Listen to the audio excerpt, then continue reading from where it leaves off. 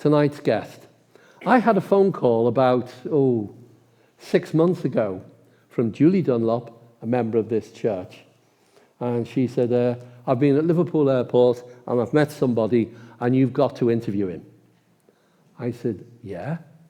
Yeah, she said, I'll send you all the details, but I'll tell you his story now. She said she was blown away when she heard his story. I was blown away when she told me his story. I wrote to him. He said, yeah, I'd love to come and tell everybody my story. This man has been to the lowest of low points in his life. And it started when he was a young teenager. And it went on for many, many years. And only in the last 8 to 10 years has God turned his life around for him. You will be inspired and challenged by what he has to say. I think the questions will allow him to tell his story in the way that only he can, because it's about what's happened to him. You won't just appreciate his story, you'll appreciate his honesty. Ladies and gentlemen, please give a warm welcome to Alan Ryan.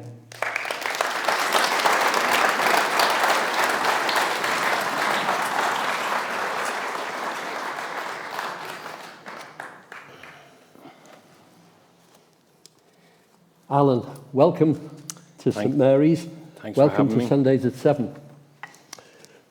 Some time ago, you met up by chance with Julie Dunlop, a member of this church. And on her return home, as I just mentioned, she related your meeting to me. I was keen to hear your story, and now here we are. So let's go right back to the beginning.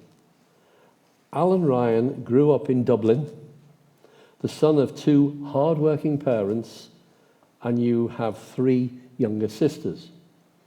You said that you had a really good childhood with loving parents.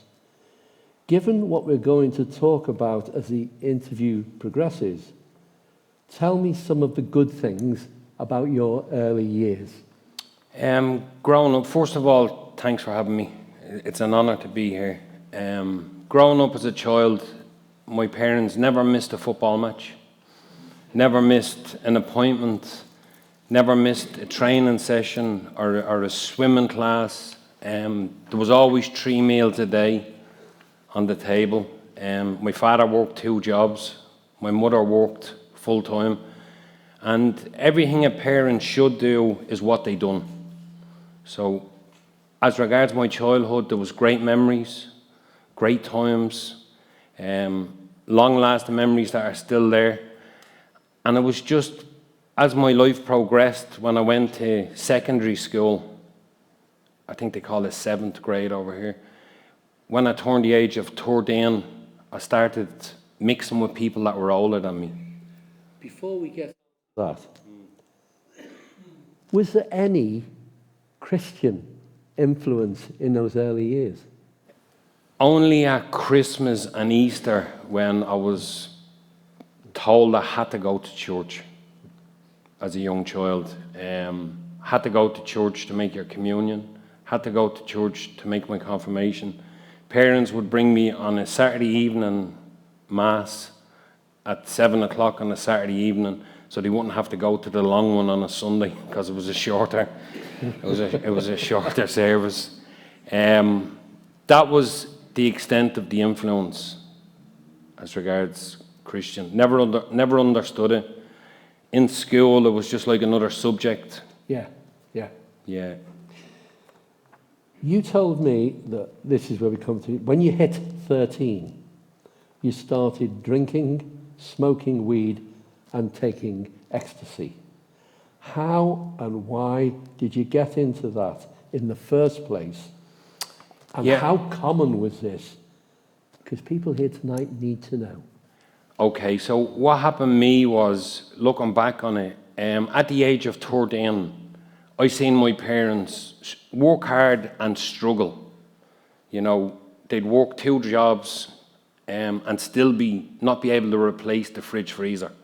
So at the age of 13, I made a decision that I was going to get a job after school. That job led me to work 5 nights a week from 9 o'clock at night to 2 a.m. in the morning while I was still in school. Now, my parents just saying that, look, he wants to work, he wants to earn. We done that, let him do it. And what happened out of that was I had money, I had no accountability. Because I was earning, I got free rein. When I come home with the smell of smoke or alcohol off me, it was because I was working in a pub. All right. So, and that's what led me into starting off drinking, smoking, and starting to take drugs. Because people in the pub would be taking drugs. And then everybody there was like 20 of us that hung around together. And it was like experimental age. And every one of us started doing it. So it was commonplace. It was commonplace. It was seen as normality in the area where I grew up. When did your parents become aware of this? Or maybe they didn't? I remember one time coming home really drunk. I think I was 14 years of age, passed out in the sit room, and when I got up the next day, my dad, who was a big man, 6'5", 20 stone, in the army, trained every day, and he put me in the car, and I was like, oh no. I was like, I didn't know what was going to happen. And what he said to me was, if you're going to do that, don't let your mother catch you. And I was like, I've just been given a license to do what I want, so I need to keep it underhand. I need to be more shrewd about it. And that's the way my life was progressing. It was away from family, and onto the streets. You had 3 younger sisters. Yeah. When you started, how old were they when this was happening? One of them, Lisa, she's a year younger. Yeah. And then the other 2 were like 10 and 11. They were only not even teenagers. When I say, so there was 10 years between me and Kira. So Kira's 33, I'm 44. So they were only young, they were only like maybe 3 and 5 at the time. So there was enough for you to occupy your mum with them, I gather. Yeah, because in their heads, I was reared. Yeah. I was working, I was earning, I was going to school, I was providing for myself. So in their heads, they didn't need to do much more with me. You also said that by the time that you were due to leave school, this had gone a lot further, and you'd become a heroin addict and was fully addicted by the age of 16. How had that progressed to that? So what happened from the age of 13, doing ecstasy, smoking weed, was cannabis at the time, smoking cannabis, drinking alcohol. There was people that were older than me, and they had started dabbling in heroin, and they used to call it chasing the dragon.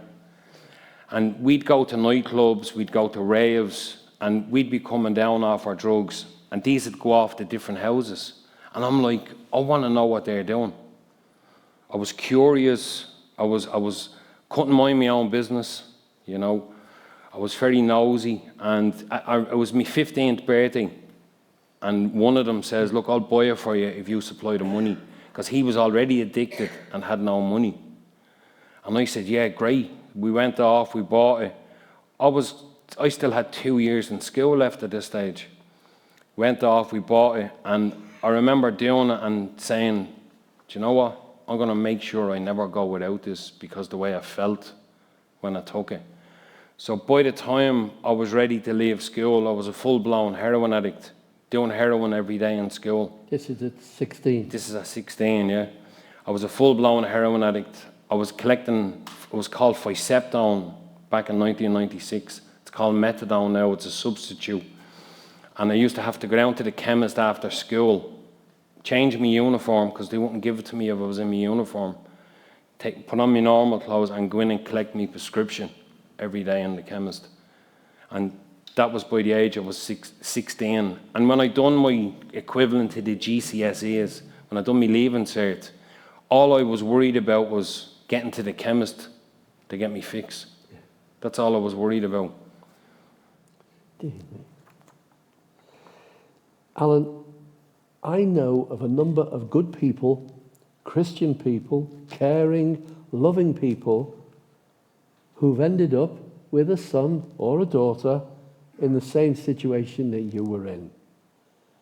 How does this happen? And what's going on to make this so easy? How did you know, it must have been so available. You know, I had an issue. So I grew up in a loving household, parents that done everything they could for me. But I grew up as a child with an issue inside me that wasn't put onto me from anyone else. I had an issue of feeling rejected growing up as a young child because I was growing up with red hair, you know. Yeah. My parents haven't got red hair. You know, I grew up and I was slagged by people saying, oh, you must be from the postman. And it was said as a joke, a harmless joke, or, you know, you must be the milkman's son. Your sister doesn't have... Like mental bullying. Mental bullying. And I didn't understand it at the time. And I grew up with that issue. And then when my parents had 3 other daughters, I'm like, I'm the odd one out here. So I started to make a life for myself, but that issue was always the issue I was trying to suppress for years, like for years and years as my life continued on. And I tried, when I found drugs, I didn't have that feeling anymore. I didn't have that issue of rejection. And when my parents, they done everything. I mean, like, borrowed money, you know, paid off debts, put me into private clinics, and it took me a long, long further time until I became a Christian to understand that I had that problem all that time. So sometimes the issue was not with the parents. Sometimes the issue was just with the individual or what could be going on in their lifestyle around them. See, I've heard people say, oh, I'm not an alcoholic. Oh, I'm not a drug addict. You know, I know what I'm doing, and I know how to start, and I know how to stop. That's not the case, is it? No. Once I started taking heroin, I had no control whether I stopped or started. The only decision I had every day was to get more of it and to make sure that I had enough to bring me through the night into the next morning. And no matter how much you have, it's never enough. You know. Did you go to work and have a full-time job when you were 16? Yeah. When I finished school, I got an apprenticeship as an electrician, electrical engineer. Yeah. Which was a great job.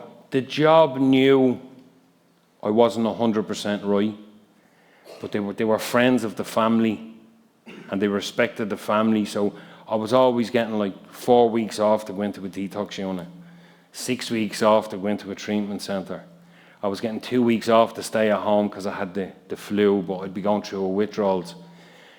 And what happened was, in my head was, if I become a qualified electrician and I buy a house, I'll sort my life out. But what happened was, I was working in the prisons in Ireland, and we were putting in the ducting in the kitchens, the control panels, air conditioning control panels and stuff like that. And I was working in a new prison. I'll never forget it. I was 21. I was 3.5 years into my apprenticeship. And I'd no criminal record. I'd never been in trouble. But I had got involved in criminality at that stage. And it wasn't really by choice. It was by force on how to get money. And I was working in the prison on a Friday. I knew some of the prison officers on this prison where the wing wasn't open yet. And I remember getting the lift home off them on the Friday. And on the Tuesday morning, I was a prisoner in that prison.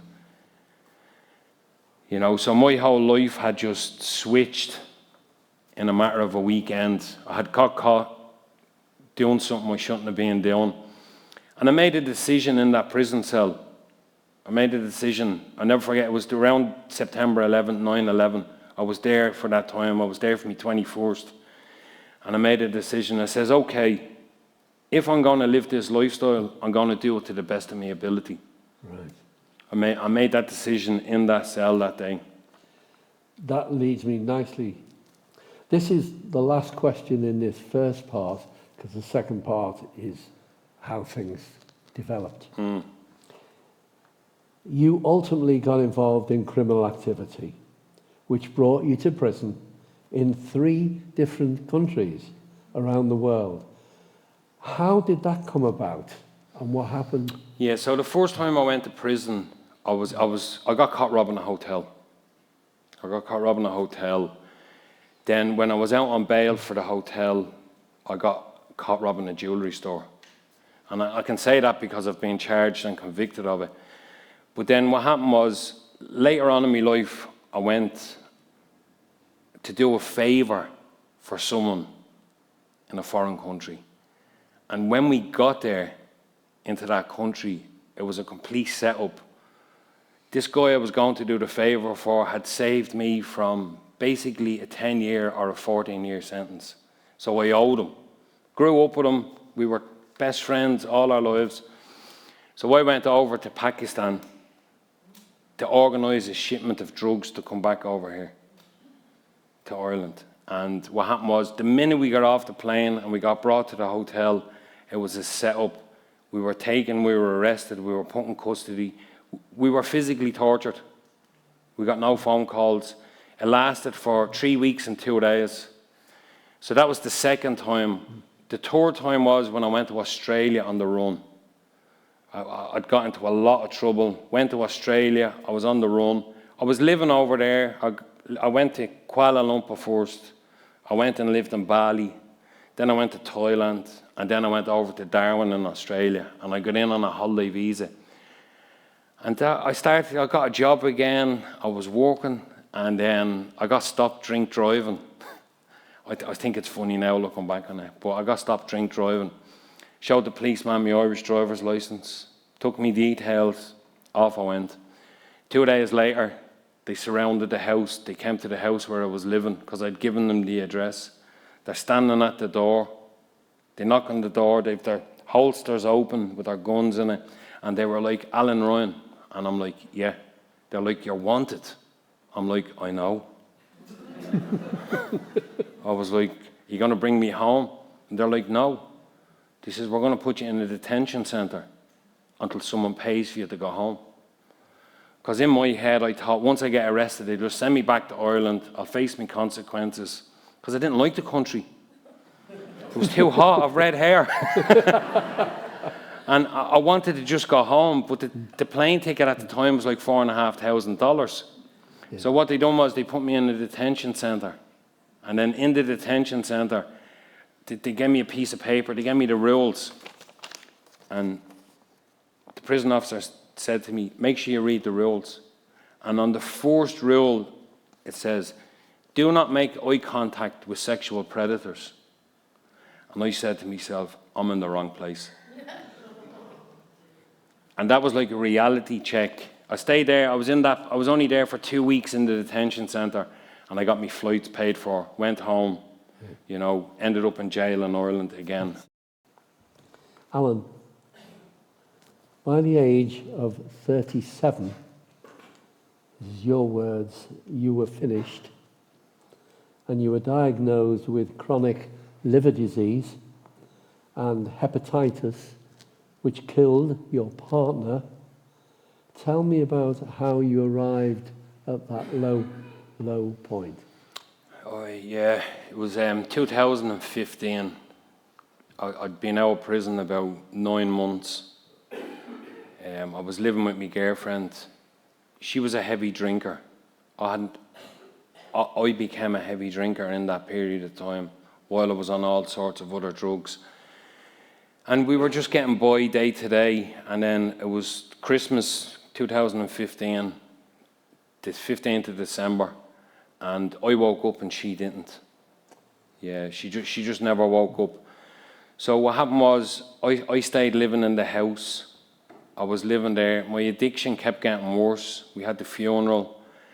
And I remember sitting on the chair one night, and I'd ran out of electricity on the meter.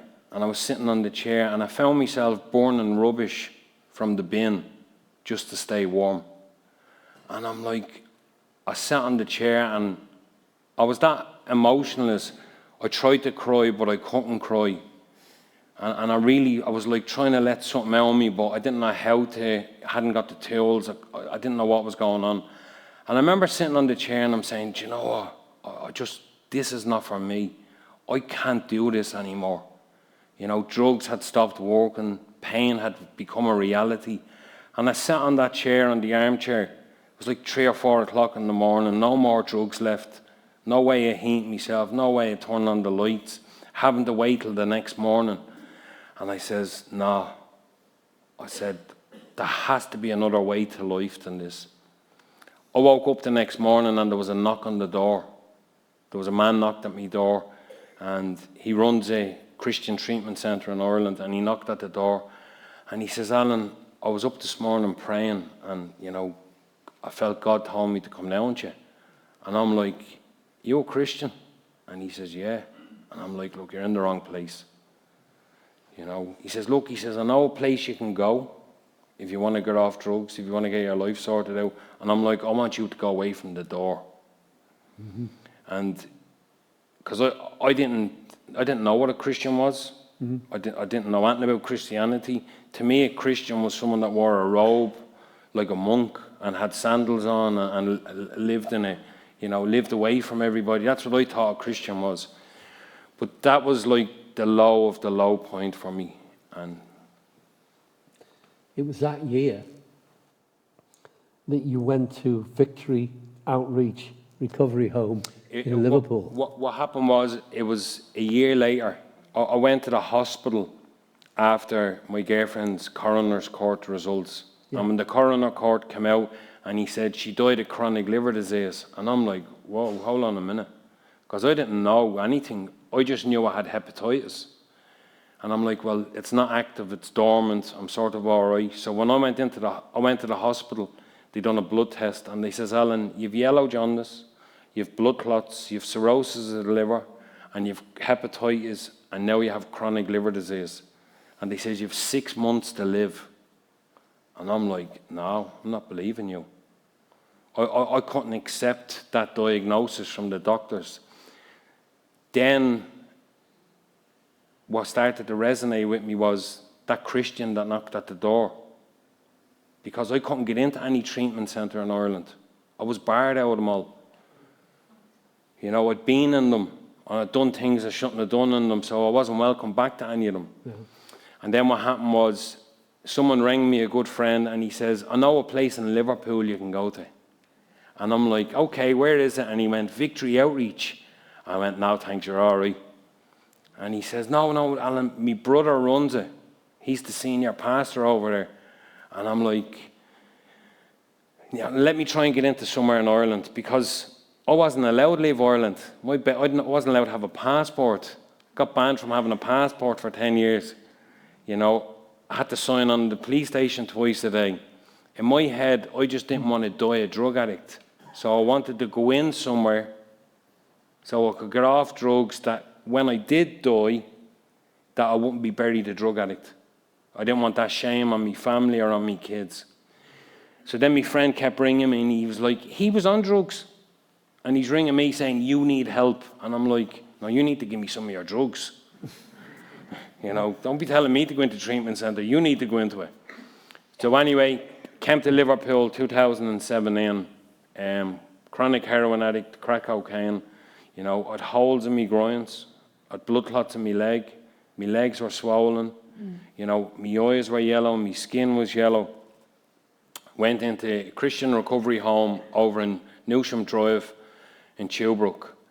And when I arrived there at 6 o'clock in the morning... How did they allow you to get from Ireland to there? I got a boat. Without a passport? Without a passport, yeah. Gotcha. You just need a birth cert. Silly me. Yeah. Well, worse, I could have went to Belfast and flew over from Belfast without a passport as well. But that's how I got over. Okay, cool. Then I came into the home, but when I arrived at the door, we call it a men's home. Yeah. When I arrived at the door of the men's home, there was a guy standing there waiting for me to pay for me taxi. And I'm like, I've never seen this guy before. I don't know him. He doesn't know me. And he ran out, paid for the taxi. And then when I went to pay him, he's like, no, it's okay. Don't worry about it. It's covered. And that was the first time I ever experienced the love of God in my life from someone genuinely wanting to do something that was going to benefit my life. And that touched me before I walked through the doors of the home. That's what touched me. And I knew I was in the right place. I knew there was something good in there. And then I went into the men's home, still like stone down my head, only planning on staying for 2 weeks. I was planning on just getting off drugs and going back and making some money before I died. And when I woke up, when I came around, like 24 hours later, and I woke up in the men's home, I started to go through cold turkey. Withdrawal started, the drugs were leaving my system, I was sweating, I had diarrhea. And I was telling the people that were downstairs, I'm like, I'm leaving, I'm not staying here. I'm going to get myself some drugs. And they were like, well, have you ever tried praying?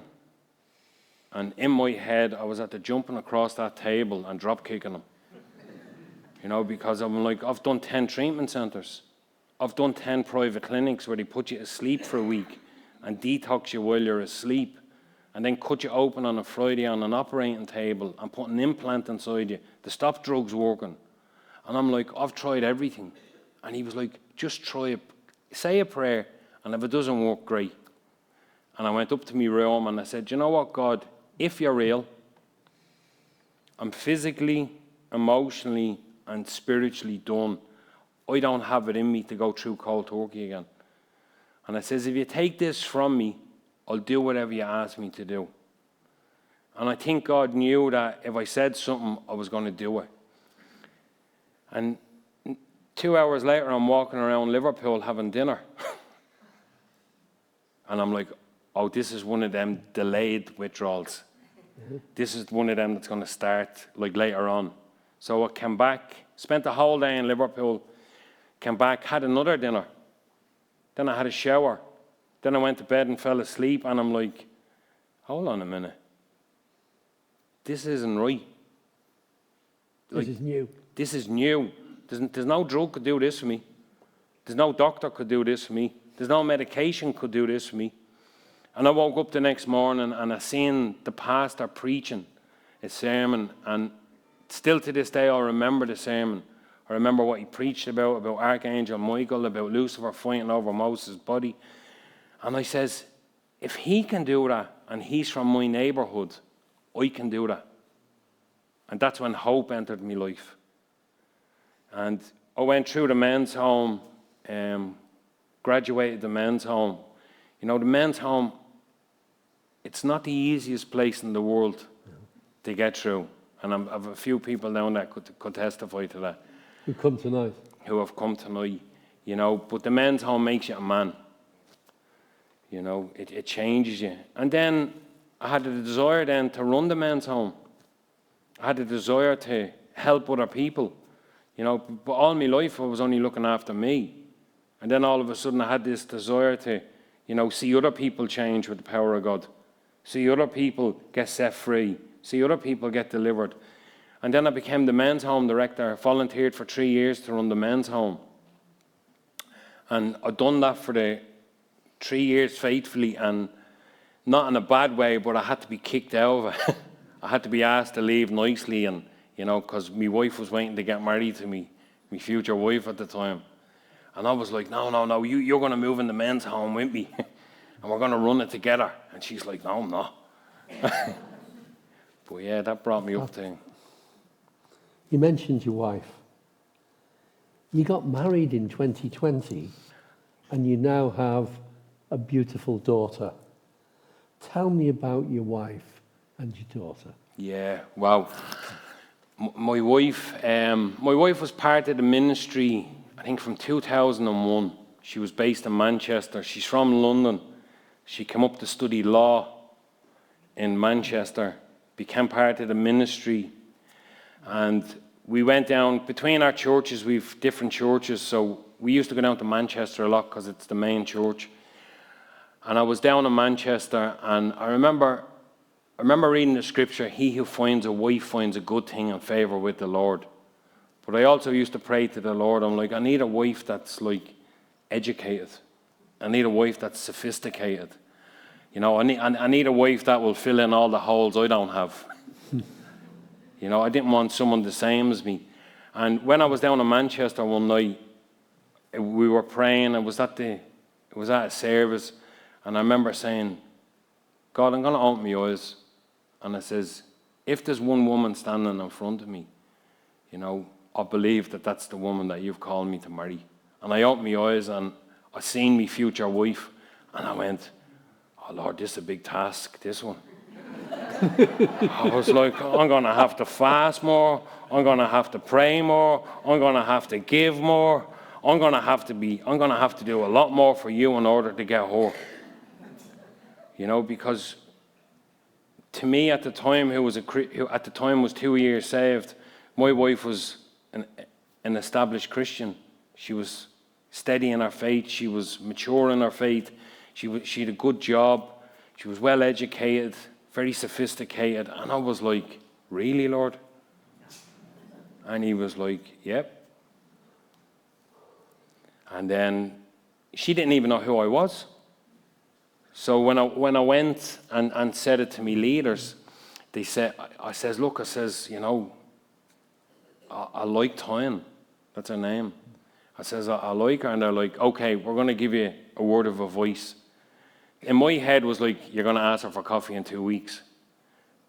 What they said to me was, okay, wait 12 months before you even approach her. And I was like, what? 12 months? I'm like, that's like a lifetime away. Because I'd been healed and all in this process, so I wanted everything fast. And when I was at home, in my head, I was like, I'm not waiting 12 months. There has to be. I took this straight to the Lord, and I said, Lord, there has to be another way around this. And I was reading the book of Nehemiah. I was studying for a preaching. And in chapter 4, it says, when the wall was complete, after 52 days in the month of Elul. And I'm like, oh, what does Elul mean in English? So I Googled it, and I translated into the 12th month of the Jewish calendar. And I was like, oh, that's confirmation now from the Lord. I have to wait 12 months. So I waited the 12 months. You did? I waited the 12 months, yeah. I made any excuse I could to get down there and see her. You know, made any excuse to text her ministry-wise, or, you know, I'm not stupid, you know. You know, and I was making sure no one else was getting in there as well. Yeah, I was on it, Dave. I was on it. But she didn't even know who I was. And I was only in the 12th month after we finally met and got to know each other. She says, Alan, I only found out what your full name was last month. She says, I just knew you as the director of the men's home. And I was like, high five, Lord. Thanks for that word. Thank God I waited. Yeah, so then we got married 2020 in lockdown. Fantastic memory, fantastic day, you know. And I was like, in my head, I was like, look what the Lord can do in the space of 3 years.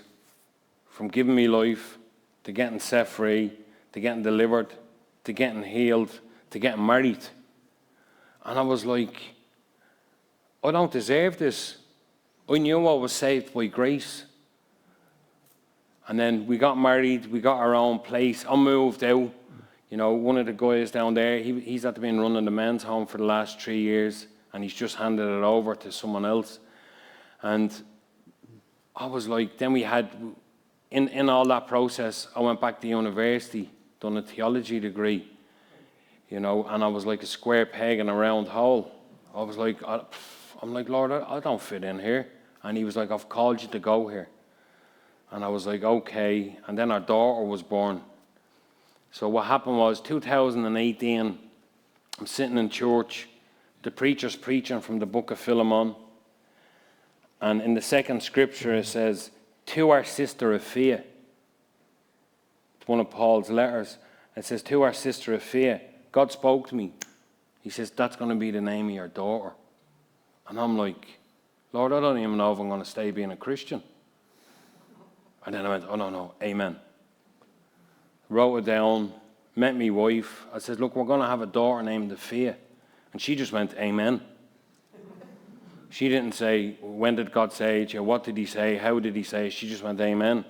And then 2022, our daughter was born. And her name is Afia. And it was a girl, and that was another, I couldn't comprehend how good God was to someone who was so much of a sinner. Yeah, he forgave me, he healed me, he set me free, but he also wanted to bless my life. And I was like, wow. And now she's 2.5, she's running around, God's just been really good to me. The love of your life. Oh, yeah. She's fantastic. It's incredible listening to the first part and how bad things were, how nobody else could have done that for you like that, and how you've responded as well. What does Alan Ryan do with his time these days? Yeah, so I've just finished. Last March, I graduated from university. So when I went back studying after I stopped running the men's home, I'm also a builder. I do building work a couple of days a week.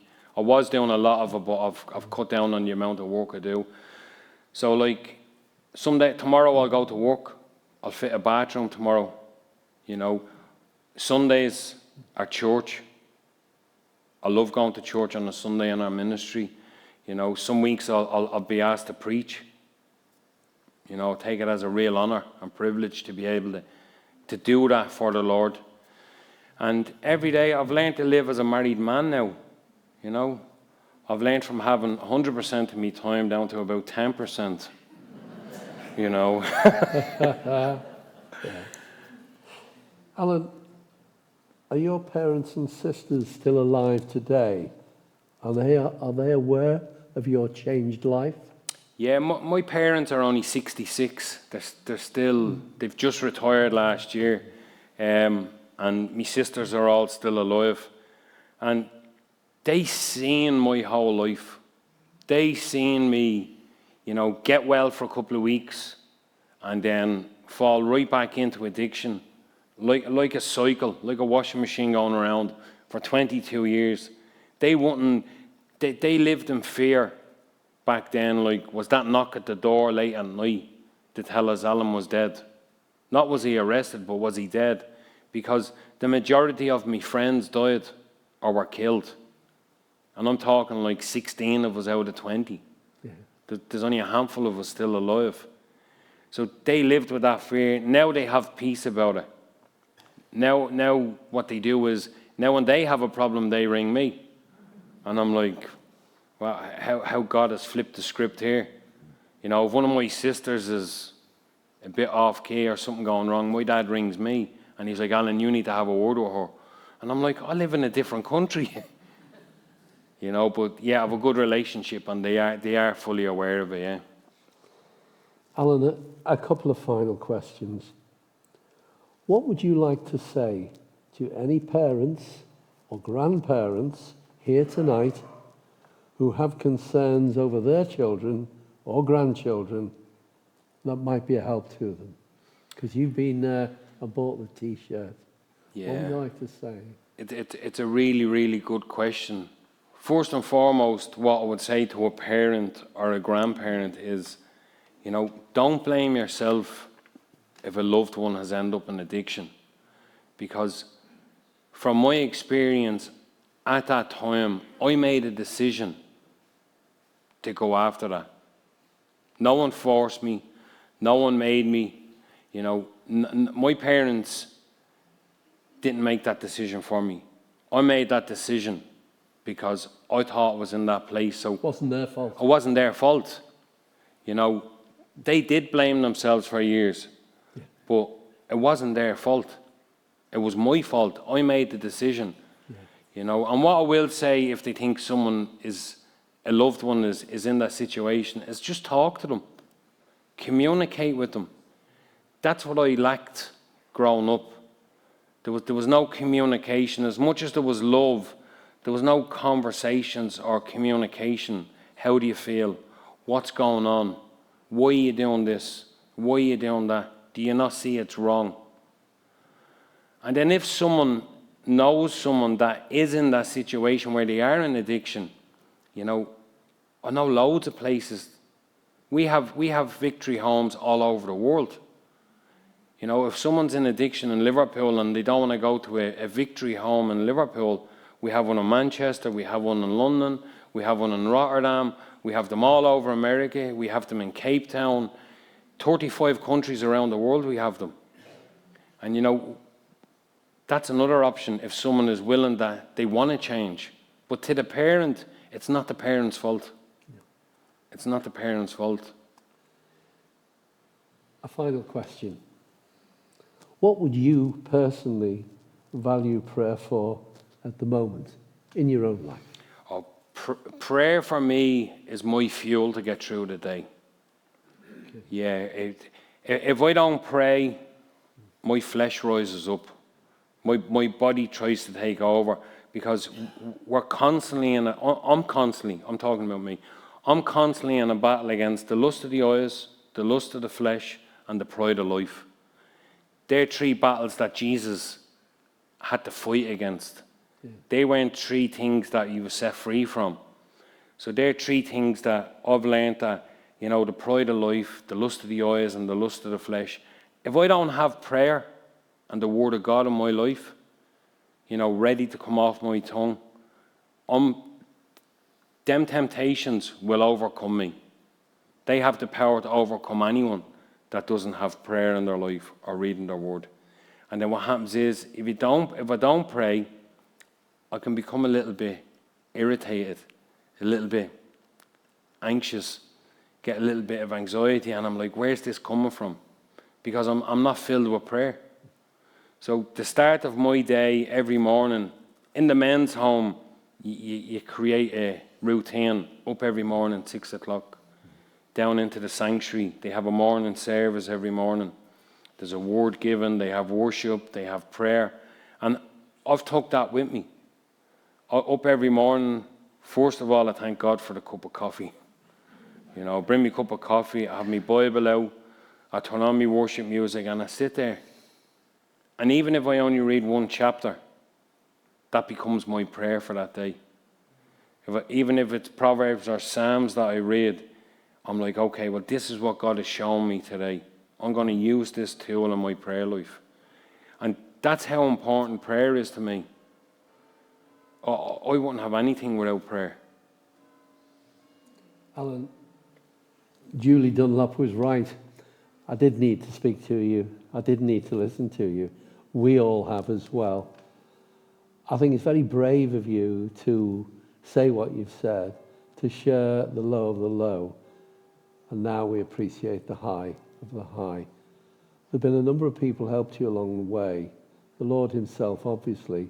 Your wife, who's made a huge difference, and now a daughter. Your life is blessed, and it's wonderful to see. And I hope anyone here tonight who's troubled can take on board some of the things you've said and try and change their situations. Or even if it's gone on for many years, to keep persevering as your parents had to do. Ladies and gentlemen, Alan Ryan.